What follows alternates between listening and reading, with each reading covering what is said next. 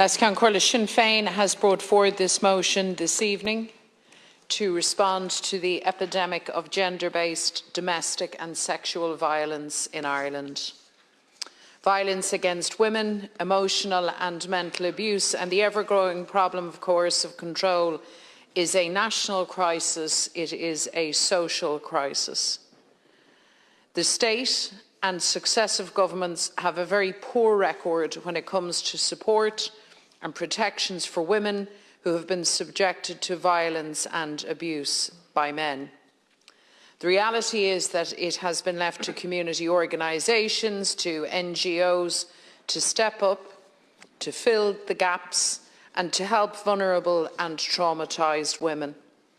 Organisations such as Safe Ireland, Women's Aid, the Rape Crisis Network, Rape Crisis Centres, local refuges and the National Women's Council do Trojan work with really very little support from the state, and they deserve and merit our recognition and thanks.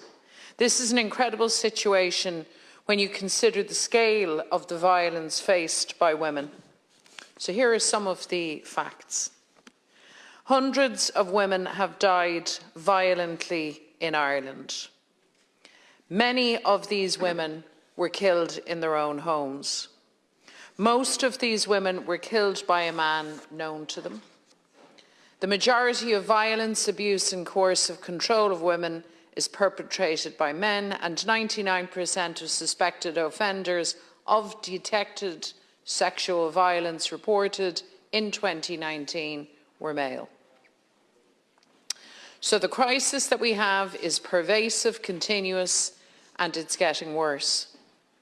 Support organisations such as Women's Aid and Safe Ireland have reported a frightening increase in the numbers reaching out to them for help.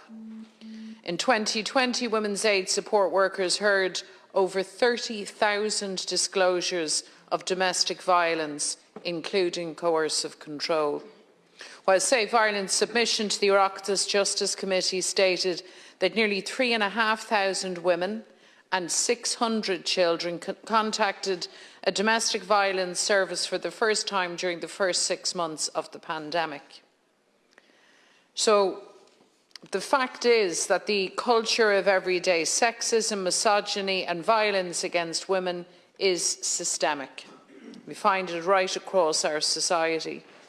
And I believe, and we believe, that it is now time for everyone elected to the Dáil and indeed to the whole Oireachtas to play our part in ending this scourge of gender-based violence in Ireland. But there is a particular responsibility and an urgent one that falls on government.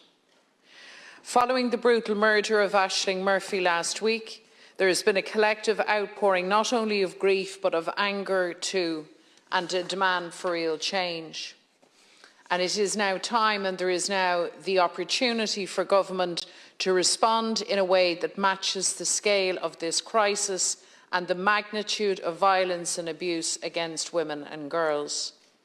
So this means coming up with the resourcing and funding for services. The days of the bail booked, the day of services existing and surviving on a wing and a prayer have to be over.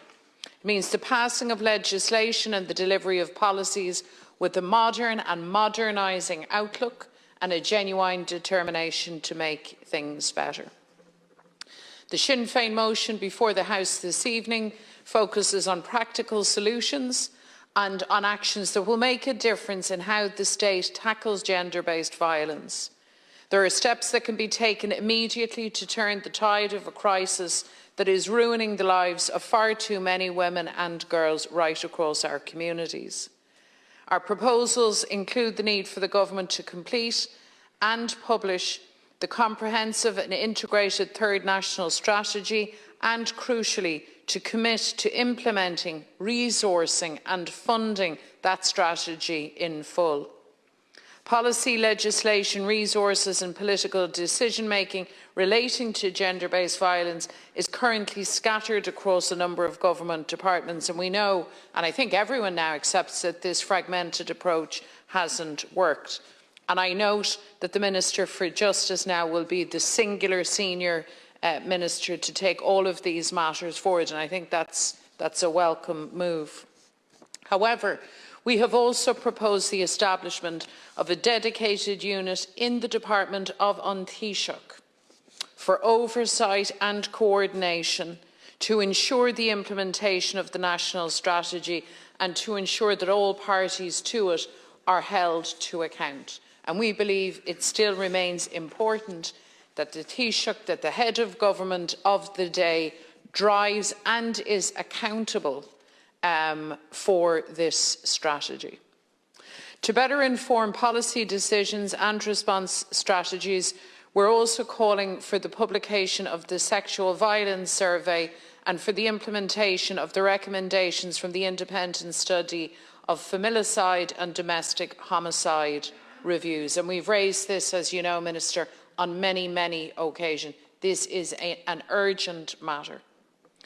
I understand that the government is supporting our motion this evening, and that is to be welcomed.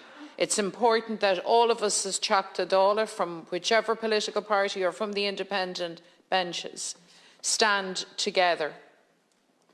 I believe this is one of these issues that there is, without doubt, far more to bring us together in common purpose than there is to divide us in disagreement, because this is not about political parties and it's not about party politics. This is about coming together to send a message that when this Dáil says enough and is enough, we mean business.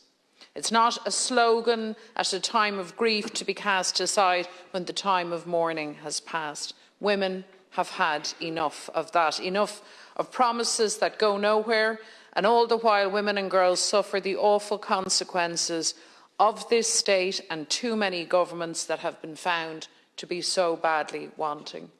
When we say it ends here, the only way that can be made real is by government following up with actions and initiatives that will bring an end to this scourge of domestic, sexual and gender-based violence, because everything else in the end is just talk. This comes down to political will, to the government grasping this imperative to make real change. And of course that imperative applies to all of us too on the opposition benches. We need, to borrow a phrase, to be in this together. I welcome the fact that the Taoiseach earlier today accepted my proposal that a meeting of political leaders be convened early next week, because I believe the entire political leadership of the Oireachtas needs to commit publicly and vigorously to sustain this matter. We need stamina and we need persistence on these matters.